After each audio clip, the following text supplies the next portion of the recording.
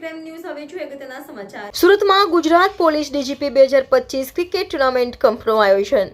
Lalbhai contractor stadium ખાતે ભવ્ય ટુર્નામેન્ટનું આયોજન। રાજ્યના ગૃહમંત્રી હર્ષ સંઘવીના હસ્તે ક્રિકેટ ટુર્નામેન્ટનો શુભારંભ કરાયો। રાજ્યના 17 પોલીસ કર્મચારીઓની ટીમે લીધો છે ક્રિકેટ ટુર્નામેન્ટમાં ભાગ।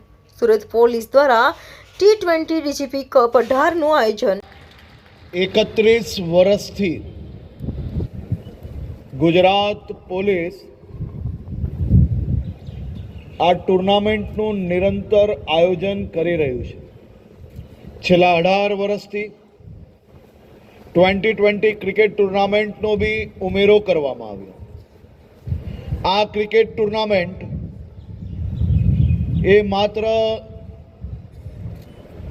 કોઈ રેન્જની કે કોઈ શહેરની ટીમની હારજીત માટે આયોજન કરવામાં નથી આવતી। Cricket tournament